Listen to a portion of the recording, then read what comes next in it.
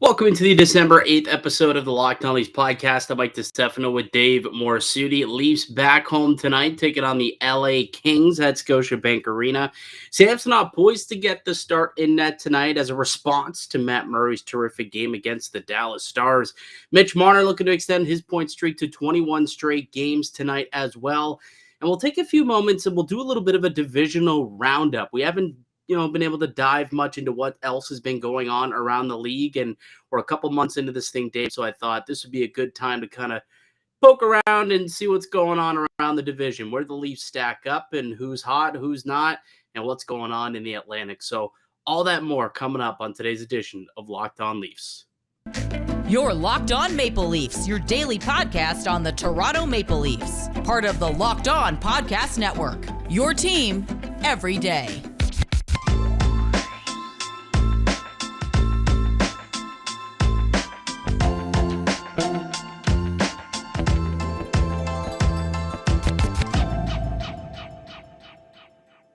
Hello, welcome into the Locked On Leafs podcast, one-stop shop for all things Leafs. I'm your host, Mike DiStefano from TSN 1050 Toronto Radio, also known as Al's brother on TSN's Overdrive and TSN 1050's Leafs Lunch. Joining me, it's my co-host, Dave Morassutti from Sportsnet, also a writer for the NHLPA. Locked On Leafs, the daily Maple Leaf-centric podcast, so be sure to subscribe for free wherever you get your podcast from. Also catch us up on video. Just look us up on YouTube. It's Locked On Leafs on YouTube. Hit subscribe. We got new videos coming at you each and every day, Monday through Friday. It's 5 videos a week, all Leafs, all the time. So hopefully you are subbed up to Locked On Leafs to get that daily coverage. We got a game tonight, Dave. The Maple Leafs return home after a quick little outing, couple games. Flew into Tampa, then quickly over to Dallas. Came away with 3 of 4 points. They now have points in 12 straight games. They haven't lost in regulation since November 11th. Mitch Marner, 20 straight games with a point. You've got the goaltending playing at an elite level. You've got the defenders playing at a great level. Everything's looking pretty good in Leafland right now, isn't it, Dave?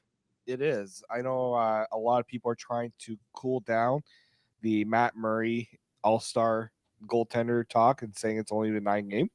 Very, very true. But it's been 9 very good games, and you can't look past that right now. There's not a lot to hate right now with what's going on with the Toronto Maple Leafs. I know that injuries continue to be a cause for concern, but I've really enjoyed the way that this team has stepped up with the adversity the last few weeks. Oh, absolutely. And I actually did a little breakdown. Somebody's reached out to me on Twitter. I'm not sure if they were a Locked On Leafs listener or potentially a Leafs Lunch listener, but apparently I've got a reputation, let's say, about, diving into numbers and stats and analytics, apparently. And, this person asked me on Twitter how different, I think it was in response to my tweet about the shutout last night. And what did he say? Hold on, let me find it. It was Liam Moody, Mr._idea on Twitter, if he is a listener of the pod. So when I mentioned that he had a shutout last night, 6.14 goals saved above expected was Matt Murray's shutout. His response to me are our average shots against way up without Riley and Brody, though. You figured they would have to be. Figured they would have to be, and that you would have that stat ready. So apparently I'm supposed to just know every single thing about the Maple Leafs and all these stats. I didn't have it ready, but I went and I did dig in, and I did find what the difference was with Riley and Brody and without Riley and Brody. So prior to November 11th, I suppose, and post November 11th is the dates that we were using, because that's when Brody left the lineup and then Riley left the following game. So with Morgan Riley and TJ Brody, actually, we can pull this up on Twitter. If you go find, I have it tweeted, go to my replies, and we can pull it up for those who are on YouTube, and they can look at it as opposed to just hearing me spew all the numbers. They can look at it for themselves. But for those who are listening, I will obviously enunciate the statistics. But 5-on-5 numbers with Morgan Riley and TJ Brody, the defensive metrics. Shots against per 60, 27.03.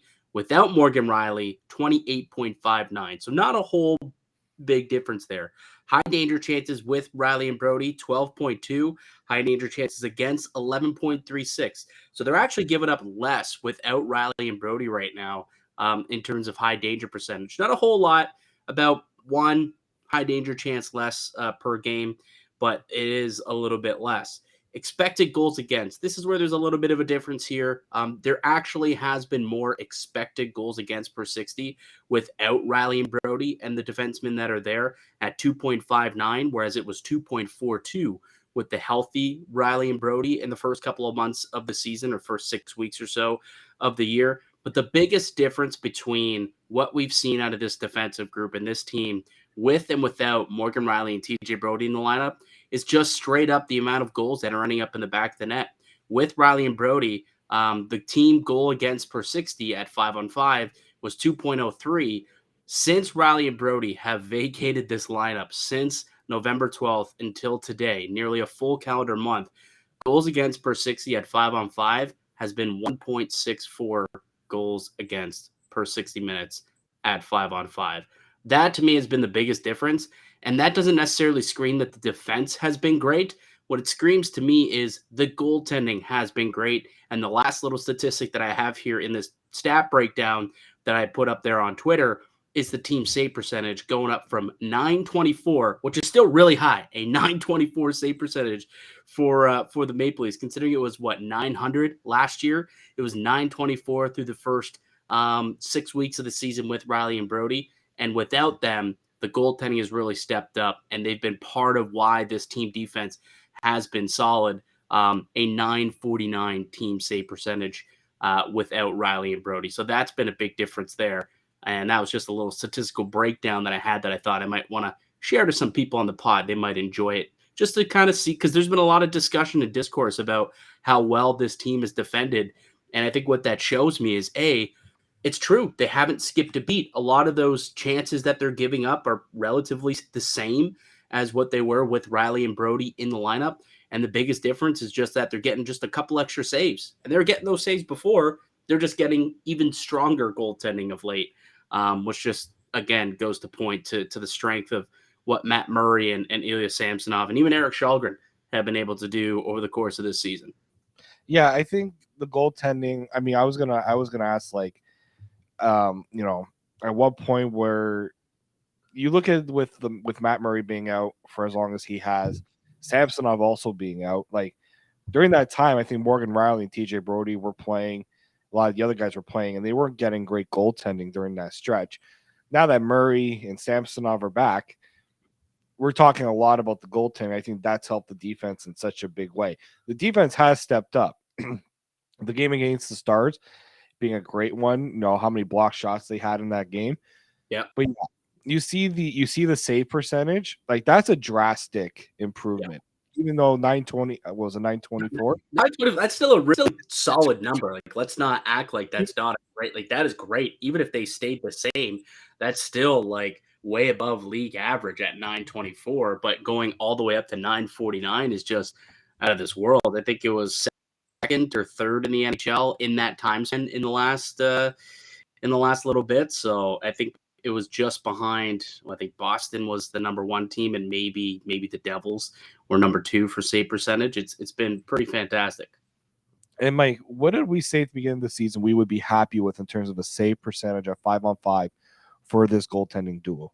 I think 910? 915 in that range. Well, league average last year was 907 or 908, one of those two. So if they could get league average goaltending, maybe just slightly above at like a 910, like this team would be in really good shape. And here they are getting 950 goaltending, for Pete's sake, over this 12-game stretch. By the way, this also happens to be the exact same amount of games that are in this point streak that the Maple Leafs are in. The team hasn't lost a game in regulation since TJ Brody left the lineup. I don't know if that gets talked about enough. Like, that's a legitimate statistic and a fact that this team has really stepped up, and in a big way. They're not dropping points. They've picked up, what would that make it? 21 of 24 possible points with Riley out of the line, or with Brody out of the lineup, and Riley for most of that as well. Riley played one extra game. Yeah. He played the night of the 12th, but since that night, with Riley and Brody, they have yet to lose in regulation with them out of the lineup. It's crazy. No, it's certainly crazy. I think, when you look at, I'm listening to a lot of like the talk around like, Leafs radio and stuff. And a lot of them are talking about. What am I saying? It's literally me. Well, you're one of them. One of them. But I'm looking at like, we're talking about Matt Murray. Like we're talking about like certain players here, like Matt Murray, Mitch Marner. I just feel like Kyle Dubas deserves a little bit of credit here too. Ooh, deserves a lot of credit for having the nuts to make that deal. Like that's the thing. It's just like, you know what? Sure, would you have liked to have made certain moves? Sure, but you look at what he did. Going out and getting Murray and Samsonov. He realizing that Murray wasn't going to be enough and getting Samsonov. Like going and getting both goaltenders was big. Jordy they got lucky. I think they lucked into Samsonov because they made that trade before Samsonov got let go by Washington. So that kind of little bit of luck went there. I mean, they probably would have tried to go after like an Eric Comrie or somebody else. But the fact that Samsonov was the guy that they came away with as the 1B, a little bit of luck on their side on that one with Washington electing to let him walk to free agency. And you look at, Jordy Ben, not the sexiest name around, but when Brody and Riley went down, he was right there. Yep. Right. Victor Mete, not the most stellar defenseman, but a body. Like this is something that Kyle Dubas realized he needed to address. He needed to get depth that could step in. You don't plan. You don't think injuries are going to happen, but you have to be prepared for it. Well, how about also the fact that he made the decision to not address the blue line when these injuries popped up, and he said, I'm going to see what we have internally. Like, I'm going to challenge these guys and see what they have, and then I can assess and see how badly we actually do need to get a blue liner and how aggressively I need to be to get one in order for this team to have success. So by having that type of patience, it's allowed Liljegren and Sandin to flourish and blossom into what they've become over the course of the last few weeks. And, over the stretch of these 12 games that we keep referring to, since Brody's gone down to injury, there's only two defensive pairs in the entire National Hockey League who have been on the ice for less goals per 60 than Riley and Sandin have. Isn't that wild? It's crazy. Like, legitimately, two pairs out of 83 qualified pairs. I think the qualification was like 130 minutes together. Out of 83 qualified pairs that have played 130 minutes together, only two of those pairings have been on the ice for less goals against per 60 minutes than Rasmus Sandin and Timothy Liljegren this season. It's totally wild. And you mentioned the thought of not going out and trading for a defenseman. How many times we hear Jacob Chikrin's name come up as a potential target for the Leafs, and the price tag that was being thrown around there? Yeah, but it would have been very easy to make that Chikrin trade when Jake Muzzin went down, and he didn't do it. No, he hasn't done it. It's still he hasn't done it yet. Yeah. And I don't. You know what? Let's take a quick break because I want to pick up on that. I want to have the discussion, defenseman or forward, because I'm starting to sway a different way than I was before. So why don't we take a quick break, get back into that. We'll tee up the game tonight against the Kings and then kind of take a little poke around the Atlantic Division because there was some madness going on out in Buffalo last night. We'll talk about that also. But first, let me tell you guys about one of today's show sponsors. It's our favorite sports book. It's betonline.net. It's your number one source for sports betting information, stats, news, and analysis. Get the latest odds and trends for every professional and amateur league out there, from football to basketball to soccer, hockey, esports. They've got it all at betonline.net. They're always the fastest and easiest way to get your betting fix. Head to the website today or use your mobile device to learn more. BetOnline, it's where the game starts. Welcome back into the Locked On Leafs podcast. I'm Mike DiStefano with Dave Morassutti. We're hosts here at Locked On Leafs. You got Toronto taking on the LA Kings later tonight. We'll get to that in just a moment. But before we went to break, we were just kind of talking about potentially Kyle Dubas, how he could have made a trade Could have, got trigger happy, couple of injuries. Our team's in trouble because we got off to a slow start. We have been playing kind of poorly. We need to make a trade to make sure that we have that defense beefed up so that we really don't fall and spiral out of control and so that we're not in a bad spot come Christmas.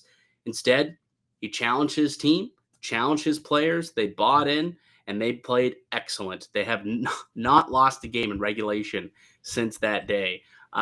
He came out and said that he was not making a trade. So at the time, I think we were all on, we came on this podcast. I came on this podcast because the first game that they played without Riley and Brody was against the New Jersey Devils, dude. The New Jersey freaking Devils was the team that they had to play.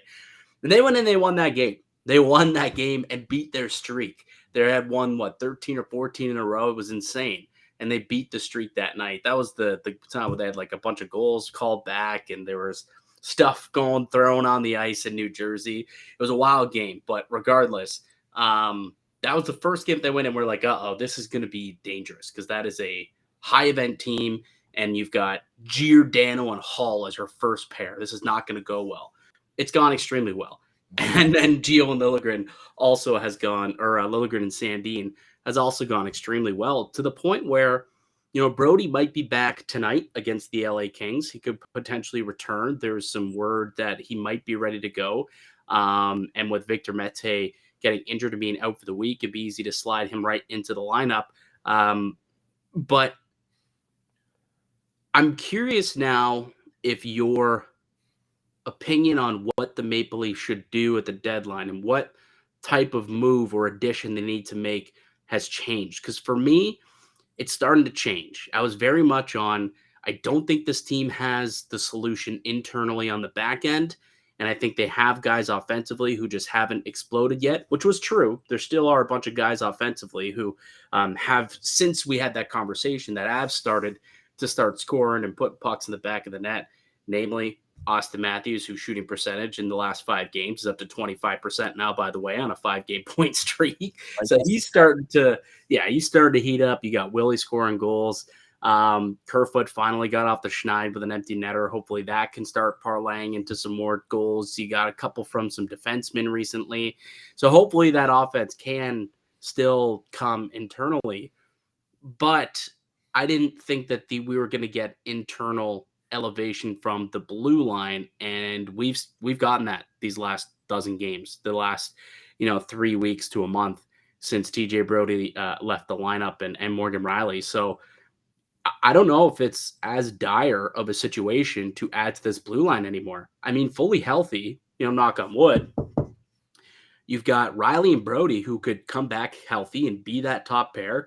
You've got Giordano and Hall, who could be your defensive second pair, take some tough minutes in the blue on in their end. And then you've got Liljegren and Sandin, who have proven that they can also play some tougher minutes on their own end. When they're on the road, you can trust them in any situation.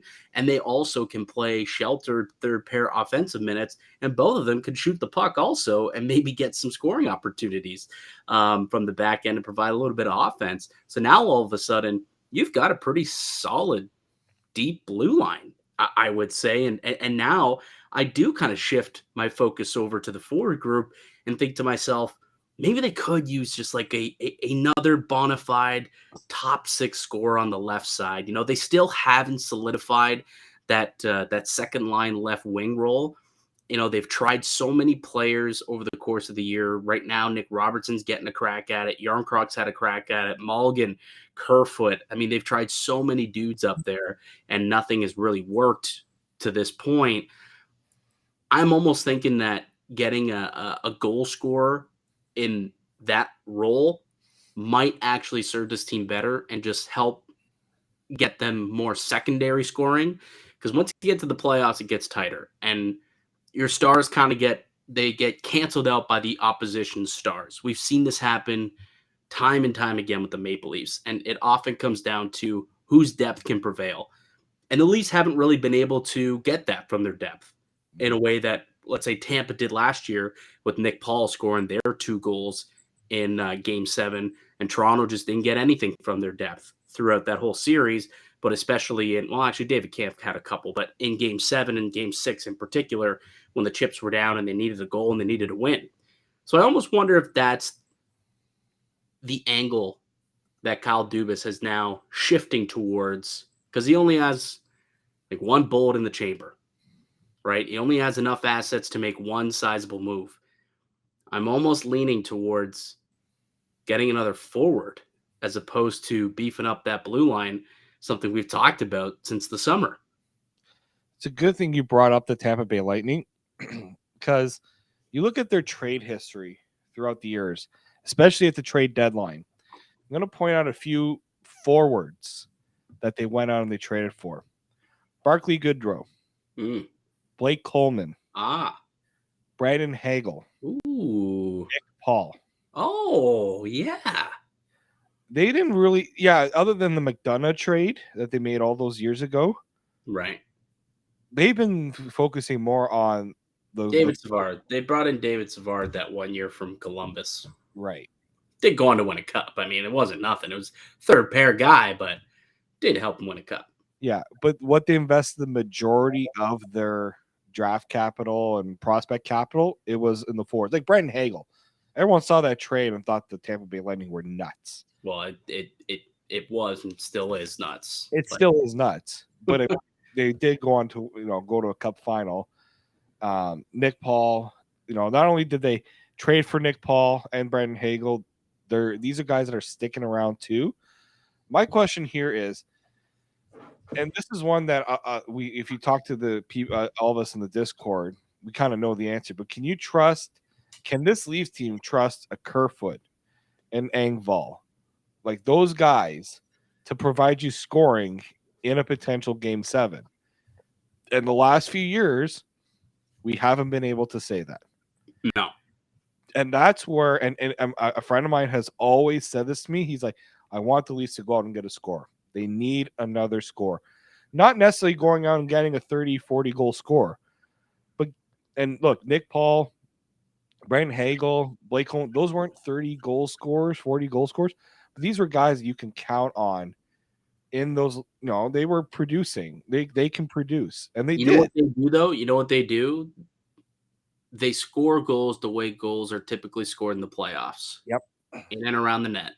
Guys who will go to the net and can finish around the net. That's something where maybe the Maple Leafs would need to look at and try and get that. I mean, I think they had that in Michael Bunting, but he was injured in last year's playoffs and wasn't able to be as effective as he typically is in tight like he is. But I think they could still just use, one more guy.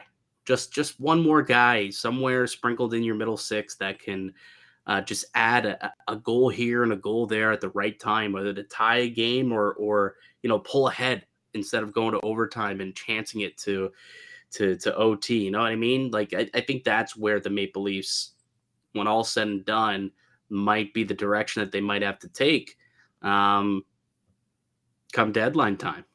We'll see. Lots of time between now and then. Things could totally fall apart within the next 3 weeks, and we could be talking about a totally different ball game. And maybe we are asking for a Jacob Chikrin trade if he hasn't been dealt by then, I suppose. But we'll see. We'll see what ends up happening. But I also think it's rather cheaper to acquire like a middle six scorer than it is to acquire a top 4 defenseman, just in terms of assets. It would be a cheaper acquisition. There's also that to consider, considering the Leafs don't have a whole lot of assets to part with as well. All right, Dave, why don't we take a quick break? When we get back, let's get into the Leafs and Kings. Let's break down tonight's game, and then we got to talk about Tage Thompson, because this guy just had himself a night, an absolute night. So we'll do that on the other side. Listen to Locked On Leafs podcast, part of the Locked On Podcast Network. Welcome back into the Locked On Leafs podcast. I'm Mike DiStefano with Dave Morassutti. We're hosts here at Locked On Leafs. If it's your first time tuning into the show, appreciate you taking the time. If you've made it through the first 25 or so minutes of the pod, thank you so much. Hopefully you enjoy it. You leave a thumbs up and subscribe. We really need to get those subscriber numbers up. We're in a race to 5K with the Locked On Canadians podcast. We got to beat them. Like, I think we're ahead by about 100 or so subs, but that's not far enough. I want to get right past them, just like we are in the standings. I want to be that much of a gap in our podcast listenership as we are in the standings to the Montreal Canadiens. And we need your help to do it. Go ahead. If you're listening and you're watching this on YouTube, subscribe and be part of the Locked On family. You can also check out our Discord, which is always popping off. Go check out the Discord. We'll put the link down below and you can join there. All right, the Leafs are back in action tonight. They are home hosting the LA Kings, who are doing their little Eastern Canadian road trip, I guess, right now. They just came off a 5-2 win against the Ottawa Senators and roll into Toronto. What are your thoughts heading into this game here, Dave? I mean, the LA Kings have been such a weird team lately. Like they waived Cal Peterson down to the AHL. I mean, the team was lit up for 9 goals by the Seattle Kraken. He's also sucked. That was by Martin Jones, though. Like, he didn't even let it. Oh, no, Marty Jones on the other side, actually. Never mind. Yeah. Marty Jones allowed 8. It was not a stellar goaltending performance, but this is a team that thought we're getting back to being, the Kings of old, getting themselves back in a position to be contenders. And look, they're still third in the Pacific Division because that division isn't exactly the best right now. But this is, I know there was frustration with how the Leafs played in that California road trip. I want to see if they can get a little bit of retribution for what happened there. But yeah, like the LA Kings aren't a team that I'm all too concerned about just because they give up a lot of goals against. And that's a prime position for this Leafs offense to continue firing on all cylinders. Yeah, I mean, it was about a week ago yesterday. It was November 29th, so roughly a week ago. They gave up 9 goals to the Seattle Kraken. That was insane. They're a decent team, though. Like, I think they're a little bit better than their record indicates. Like, their underlying numbers, they're like in the top 10-ish when it comes to expected goals for and expected against. So they're, top 10 defensively, top 10 offensively, just getting a little bit of bad puck luck. And I think it's a lot to your point. It's just they're not quite getting the amount of saves that they would like to get when it comes to goaltending. Their save percentage is 4th worst in the National Hockey League. So goaltending is kind of been the demise of that squad so far this season. So I think that would be something where Toronto is going to want to take advantage of, right? Like, just completely pepper the goaltender. It's probably going to be Jonathan Quick at the time of recording this the night before. We don't know exactly who the starter is. I haven't quite seen it, but I assume it'll be Quick because Copley, I believe, played against Ottawa. So it would make sense for Johnny Quick to get back in there. But, just do what you've been doing, right? Pressure the guy, get a lot of high danger chances, work your way up into the slot, get some slot shots into the inner slot, into that house, and, pick your spots. And they've been doing a really good job of it. So just keep playing the game that they have been over the course of the last, 12 games that they're 9-0-3 in.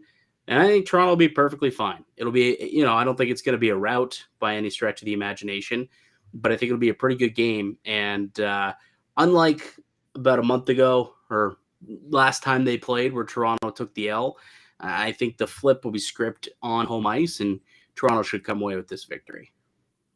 Yeah, I think they've been playing. I mean, the Leafs are getting better play from their top guys. They weren't really getting that on the California road trip. I think Engvall and Tavares were the goal scorers against the Kings last time. But just want to see the Leafs continue to build good habits. And the Kings are a team that will take advantage of some not so good habits. Yes, that is also very true. I just want to see if there's anything that sticks out to me. I'm just taking a look at their numbers, like their home and away splits. If anything's really sticking out to me about Jonathan Quick, he has not been very good on the road. An .883 save percentage for Johnny Quick this season out on the road. So he's been not great, not the best, as our old pal Louis Domingue would say. So certainly I think that could be a way for Toronto to score. So maybe even if you're looking to play some wagers at Bet Online, some goal scoring wagers, some home team over totals potentially could be the prop bet there. You think Mitch Marner will be able to capitalize on that poor goaltending and extend his streak to 21? No, there's always a chance. I mean, with the way Mitch Marner has been playing, he's not doing it all himself. He's got some guys helping him along. So that's where I have more faith that Marner can extend this point streak. So I saw a crazy statistic. It's not that crazy, actually. Like when you think about it, it makes sense. But on this 20-game point streak, he has gotten a point in the first goal of the game for the Maple Leafs in 13 of the 20 games. So he's gotten this streak out of the way real quick in a lot of these games, right? So there are some other sports books out there that have Mitch Marner streak prop bets out there. I did place one at plus 300 for him to score in the first period, or get a point rather in the first period. A little 3-1 odds there. He has 13 points in the first periods in these last 20 games. So I think he could do it again, especially against a team that's got poor goaltending like the LA Kings this season. Really quickly, speaking of poor goaltending, David, the poor goaltenders out in Columbus had to deal with Jack. I was going to say Jack Eichel, not Jack Eichel. I had a problem with that one. I was actually going to call him Jack Thompson, to be completely. I was going to say Jack Thompson, and I was putting them together. But Tage Thompson, the phenom in Buffalo, who had a 5-goal performance, 5 goals and a helper, so 6 points. But the crazy part about this is the first 4 of which all came in the first period. He had less than 6 minutes of total ice time, and he netted 4 goals on 7 shots. Talk about efficiency, my friend. Efficiency. He had 9 shots. He had 5 goals. He had 9 shots on that. So after the first period, he only had 2 shots on goal. One of them was another goal. That's crazy. I will say, like, remember that trade when it went down, when they got Tage Thompson, and just the amount of crap the Sabres were getting for it. And I don't hear that anymore. Like, it takes time. I'll give them credit. They've remained patient with some of these guys. And Tage Thompson is like, he's a guy that I would want on my team in a heartbeat. He's a unicorn, man. Like, go find someone who's 6'8", 230 pounds, and is putting up 40-goal seasons. He's on pace right now for like 65 goals. He's up to 21 goals this year. And he had 38 last year. Exactly. Like, this guy just keeps elevating his game. And the thing that's crazy about it, like, I didn't see the 5th goal, how he scored the 5th goal. I think it was off a one-timer now. Actually, I think I did see a replay of it. But the first 4 goals, right? Wrist shot, backhand shot, one time bombed it from the corner, from the point, from the dot, and then one timer off one knee from inside the circle. And then I think he also had another one timer also. So he's scoring it in different ways. Couple from the left side of the ice, couple from the right side of the ice. It's really just it's outstanding stuff what this kid's doing. I know he's out in Buffalo and he's not a Maple Leaf. In fact, when he plays Toronto, he seems to always score goals also against the Leafs. He's a Leaf killer in that way. But I mean, he deserves a tip of the cap because he's turned out to be one hell of a hockey player. So shout out to Tage Thompson. Hell of a player. Yeah, it's just too bad the Sabres aren't better. So you get to see him, more. Where are they at? Let's quickly take a look at where they're at right now. They're second last in the Atlantic Division with 25 points. Sub 500 team. So, like, the Sabres always do this, man. They get off to a good start, and then they, like they did in the first 3 weeks or so of the season, and then they just completely poop the bed. Completely crap the bed the rest of the way, and then have a playoff spot by Christmas. That's just the Sabres way. So that's where they're at right now, 25 points through 26 games, and that would put them how many points have a playoff spot right now? I guess the Rangers had the final playoff spot, and they are 4 points back of the Rangers. So, playoffs aren't out of it, clearly, but they got to get some better goaltending. Goaltending has been the demise there in Buffalo, and you got Craig Anderson and Ukko-Pekka Luukkonen in net, so not the best goaltending either. And defensively, they could use some help. They're a team that might be calling on for Jacob I, Chikrin. I heard, I think Ellie Freeman had discussed that they were like a low key, not talked about destination because they have a lot of young players. Oh yeah, yeah. They got a lot of guys that they could use as trade chips to try and get something done if they wanted to. Really quickly, I guess we can just go through our little roundup here of what's going on with this Atlantic Division. But Ottawa, they're in dead last, 21 points through 25 games. Another slow start that they just are chipping away at, trying to get themselves out of.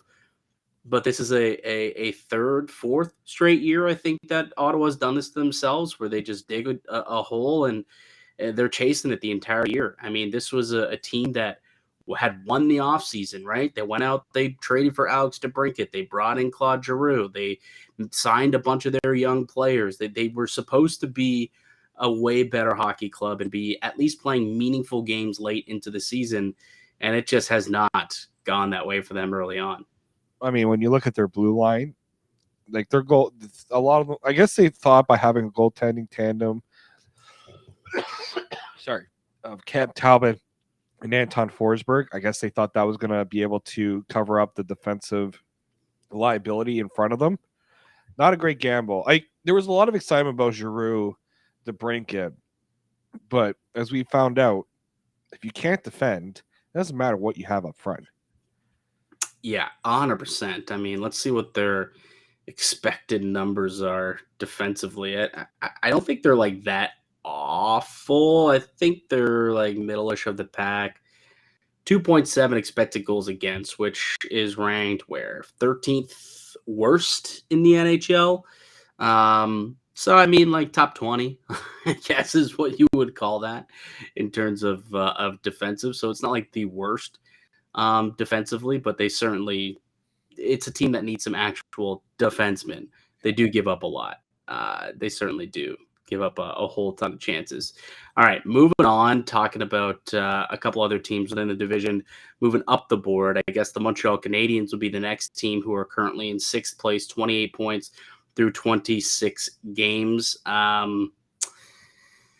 Yeah, I mean, the Canadians they kind of are what they are. Like they're above 500. They're probably happy with where they're at this point in the year. Like they're still a rebuilding team. I don't think they think they're going to be competing for anything. So the fact that they're winning games and they're being competitive, and they've had a resurgence from Sean Monahan, who's now injured, but he's having a good year. Cole Caulfield's having a good year. You're getting some other guys stepping up, and these young defensemen are actually playing some pretty sound hockey.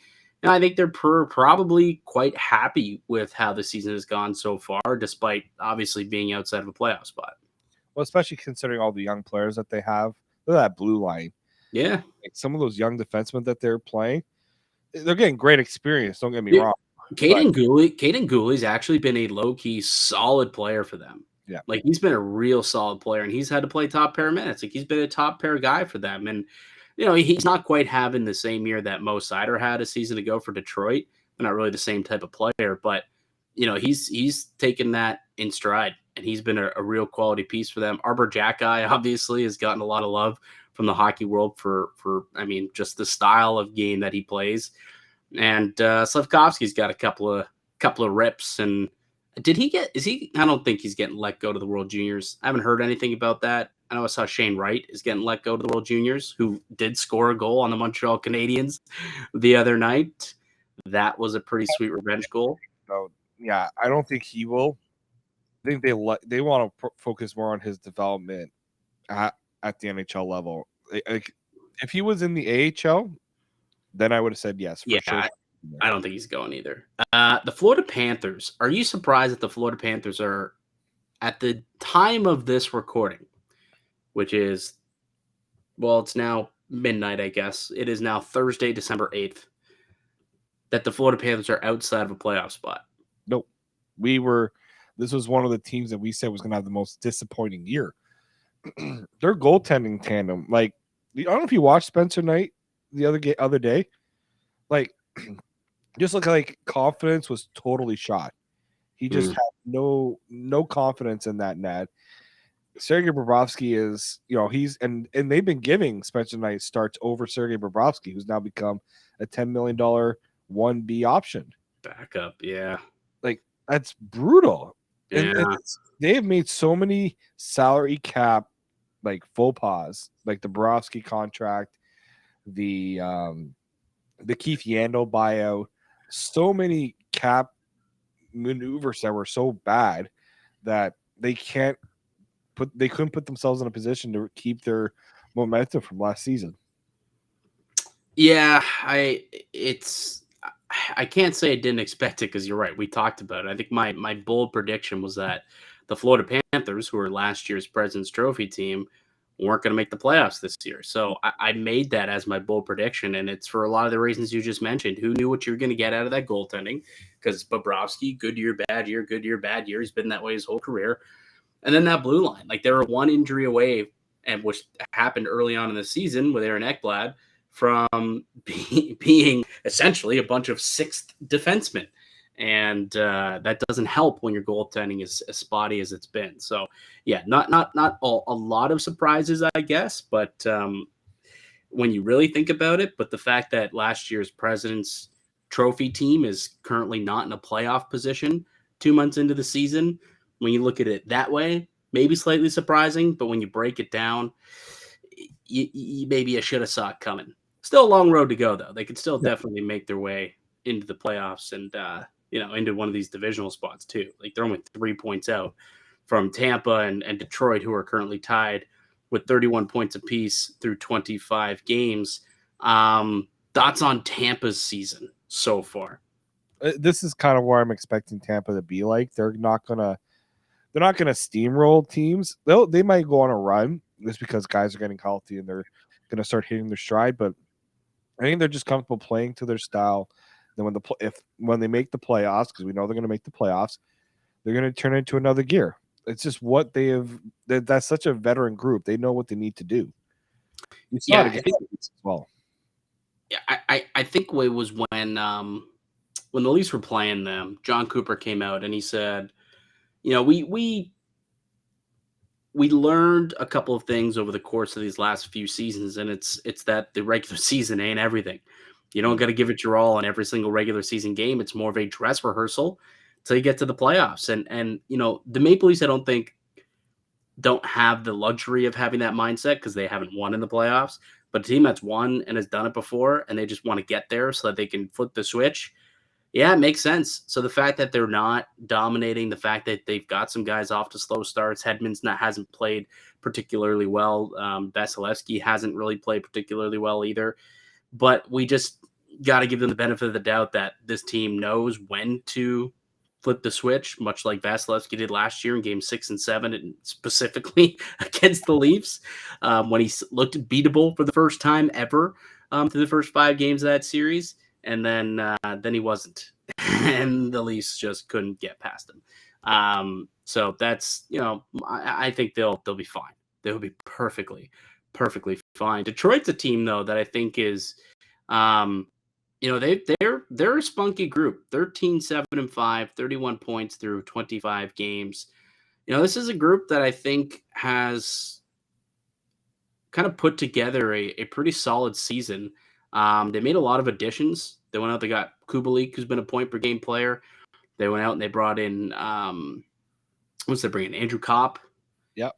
They brought in Ben Sherratt. Like, they made some additions. David Perron as well. And then they were relying on some of that youth, Lucas Raymond, Mo Sider.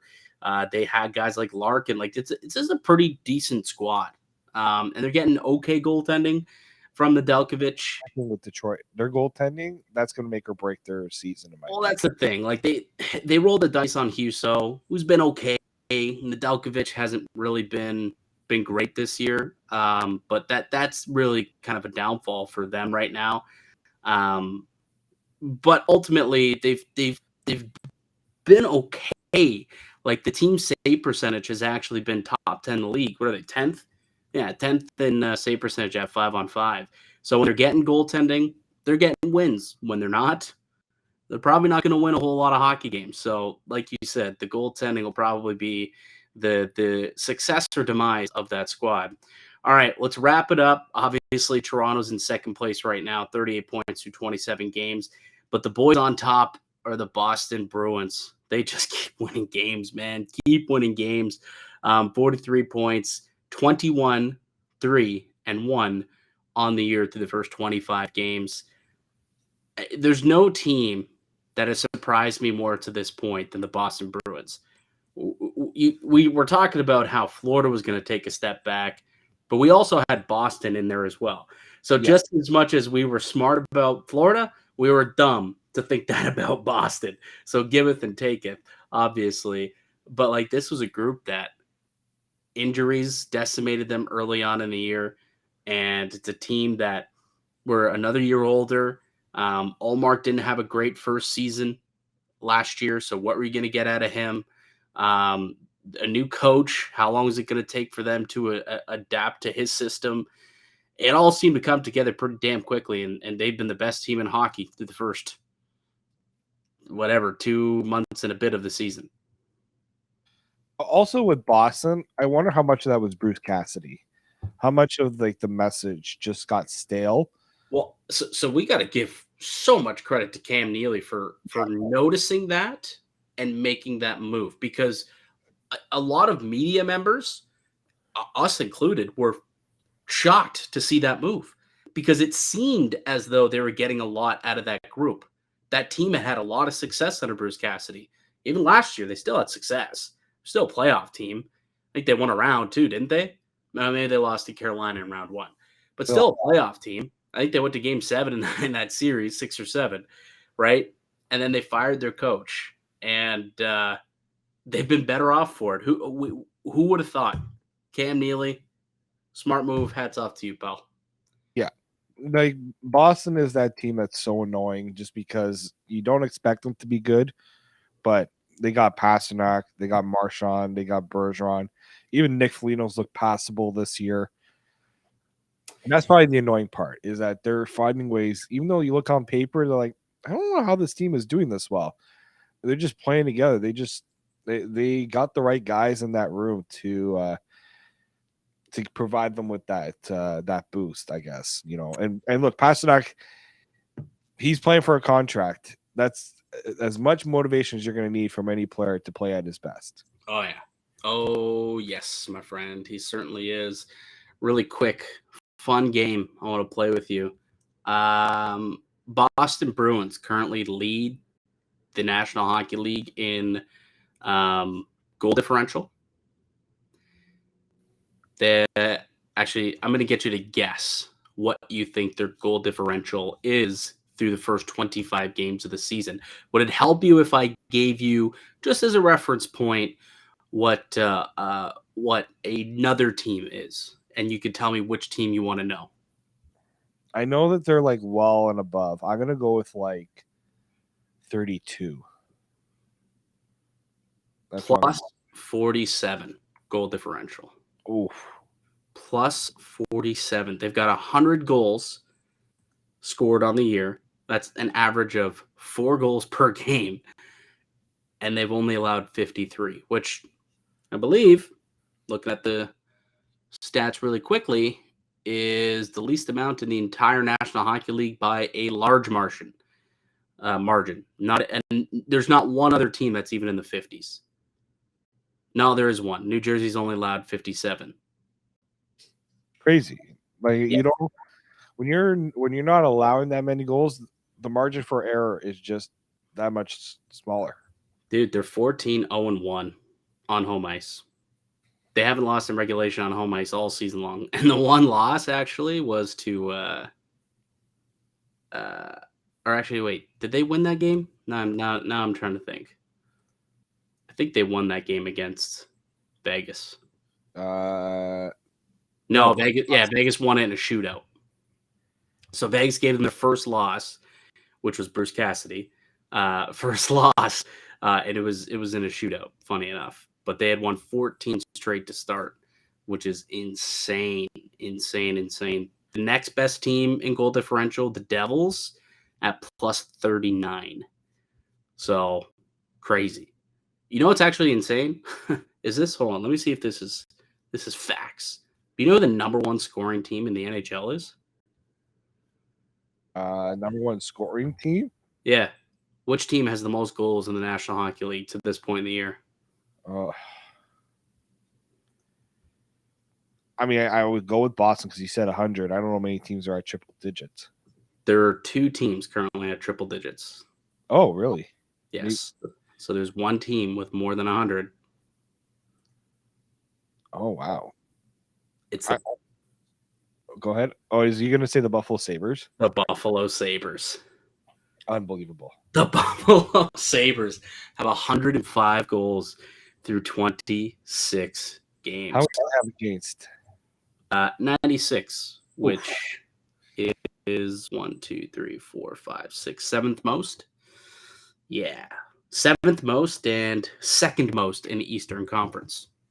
The Columbus Blue Jackets, who gave up a 9 spot to the Buffalo Sabres, are currently have given up the most goals in the Eastern Conference. The LA Kings have given up 99 goals this season. Crazy. Mm-hmm. Absolutely nuts. Crazy stuff. All right. Long one. We haven't gone this long on a podcast in a while. We haven't, but there's been a lot. We found a lot of things to talk about. We have. We have found a lot of stuff to talk about. Maybe we can even split off this roundup into its own separate little thing potentially. We might have to. We could talk about that off air. Our listeners don't need to know how we do that type of stuff. All right, David. Let's wrap it up. Game tonight though, Leafs Kings. Enjoy it. Should be a good one. Hopefully Toronto can go 13 in a row with a point.